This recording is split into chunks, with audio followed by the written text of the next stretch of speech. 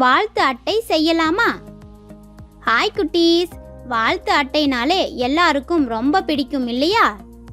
6 முகங்களை கொண்ட இந்த பிறந்தநாள் வாழ்த்து அட்டையை நாமும் செய்து பார்க்கலாமா? கண்டிப்பா இது ஒரு வித்தியாசமான பிறந்தநாள் வாழ்த்து அட்டையா அமையும். வாங்க எப்படி செய்யறதுன்னு பார்க்கலாம். இது செய்யறதுக்கு நமக்கு A4 சைஸ் வண்ணத்தாள், அளவுகோல், அப்புறம் கத்தி இது தாங்க வேணும். முதல்ல வண்ணத்தாளை எடுத்துக்கலாம். இந்த வண்ணத்தாளை அளவுகோலின் அளவுக்கு 2 நீளமான செவ்வக துண்டுகளாக கட் பண்ணிக்கலாம். இந்த 2 செவ்வக துண்டுகளையும் இணைத்து நீளமானதாக மாத்திக்கலாம். ஒரு முனையை முக்கோண வடிவில், அதாவது 30 டிகிரி அளவில் மடக்கலாம். மீண்டும் 30 டிகிரி அளவு மடக்கலாம். இந்த மடிப்புகளின் அச்சுகளை பாருங்க. இந்த 2 மடிப்புகளும் 30 டிகிரி கோண அளவில் இருக்கும். முதல் 30 டிகிரி கோண பகுதியை விட்டுவிட்டு இந்த 2 மடிப்புகளையும் சேர்த்து இந்த மாதிரி மடக்கிக்கலாம். 60 டிகிரி கோண அளவு முக்கோண மடிப்பு இப்ப நமக்கு கிடைக்கும். இது ஒரு சமபக்க முக்கோணமா இருக்கும். இதனை முன்னும் பின்னுமாக 60 டிகிரி அளவில் மடக்கிக்கிட்டே வரணும். இந்த நீளமான செவ்வக துண்டு முழுவதையும் இதே மாதிரி மடக்கிக்கணும். இப்ப இதை பிரித்தால் இந்த மாதிரி முக்கோண மடிப்புகளுடன் இருக்கும்.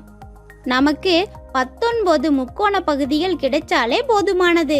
இதுதான் முதல் முக்கோணம். இது 3, 6, 9, 12, 15, 18, அப்புறம் இது 19. கத்திரிக்கோலால இந்த மீதி பகுதியை கட் பண்ணிக்கலாம்.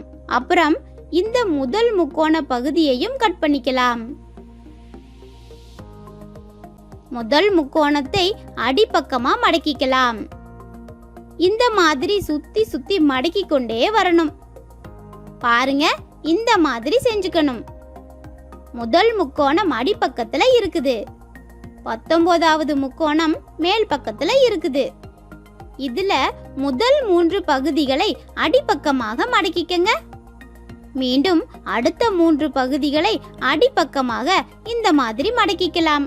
கடைசி பக்கத்துல ஒரு பகுதியை மட்டும் மேல வச்சு நீட்டி இருக்கும் முதல் முக்கோணத்தை இந்த மாதிரி மடக்கிக்கலாம். இது பிரியாதபடி பசை கொண்டு ஒட்டிக்கலாமா? அவ்வளோதாங்க, வாழ்த்து அட்டை ரெடி. இதுல 6 முகங்கள், அதாவது பக்கங்கள் மறைந்து இருக்குது.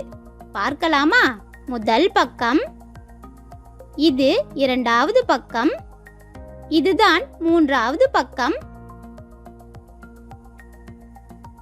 இது 4வது பக்கம், இது 5வது பக்கம். 6வது பக்கத்தை காணோம்னு பாக்குறீங்களா? இப்படி சுத்திட்டே வந்தா 6வது பக்கமும் கிடைச்சிரும்.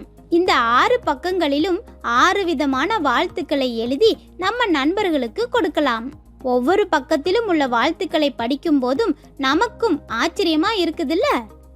இது போல நீங்களும் செய்து நண்பர்களுக்கு கொடுத்து அவங்களை அசத்துங்க. இத்தகைய பயிற்சிகளை மேற்கொள்வதன் மூலமாக எளிய பொருட்களை கொண்டும் நம் படைப்பாற்றல் திறனை நாம் வளர்த்து கொள்ளலாம்.